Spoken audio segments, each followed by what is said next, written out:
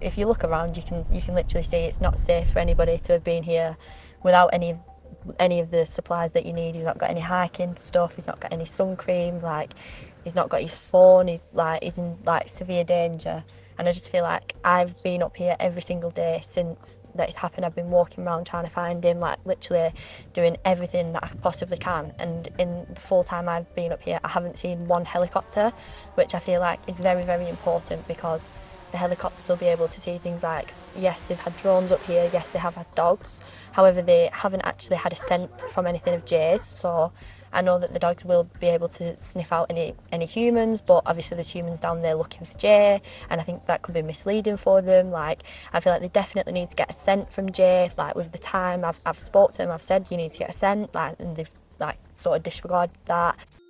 Tom Hilton is very lucky to be alive after the machete attack carried out by Jay Slater and his friends in 2021.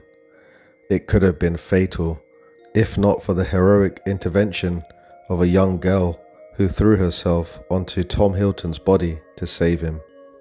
Even while Tom was being attacked, she was screaming at them to stop. Her bravery was hailed by the judge at the trial of Jay and the 7 others, who brutally attacked him with machetes, an axe, a hammer and a golf club. Judge Philip Parry commended the 15-year-old girl's courage, saying this was an act that undoubtedly prevented him from being more seriously injured or killed. They yielded the machete straight towards his face, and in that split second, Tom turned his face away to avoid being struck by the blade.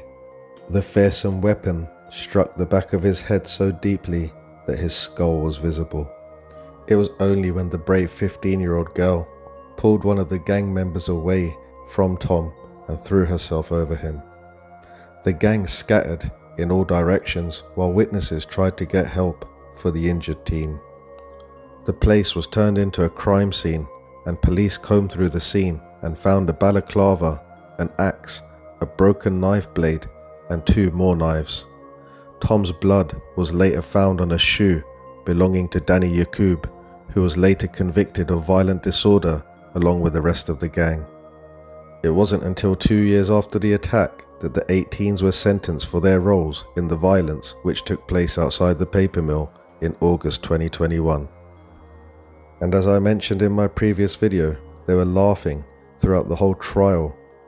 And although they were convicted by a jury, each of them maintained that they were not involved, with several of them saying that they were nowhere near the mill on August the 8th. They were not willing to admit what they had done. In fact, they just found the whole thing funny. Now, this gang that Jay was involved in was not just involved in things like violent disorder. The Crown Court heard that 2 of the gang members, Connor Armstrong, now 19, and Davis Hargreaves, now 18, worked as runners for a large-scale drugs conspiracy which flooded Accrington with heroin and crack. Now, the man who reportedly took Jay back to his Airbnb was previously convicted for running a heroin and crack cocaine operation in Cardiff. Ayub Qassim is known as the ex-Welsh drugs ring boss, and he's known to be the mastermind behind flooding many areas with crack cocaine and heroin. Ayub Qassim is 31 years old, and he was jailed for 9 years in 2015 as the ringleader of a London-based gang. Now, is it possible that there's a connection between Ayub Qassim and this gang? Are they involved in drugs together? Are they dealing drugs together? And was Jay somehow caught up in this over here?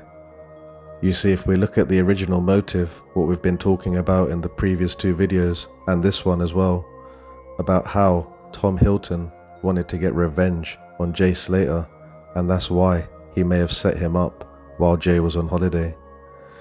Now, that could be the motive, that he wanted to get revenge, but there could also be another motive by Ayub Qassim. You see, this gang may have owed him money, and maybe this was his opportunity to try and get back at them. It's also possible that he was working with Tom Hilton and they set this up together. You see, we need to try and understand what was the motive behind the gang's attack. Even though we shouldn't condone this sort of violence, it's important to know what motivated them to do it. And the only person that would know that is Tom. So what does Tom have to say about this situation? Well, Tom has said that there was beef between him and some of the group, although exactly what that was has never been clear. Tom has reluctantly said that he knows them, but they had simply drifted apart.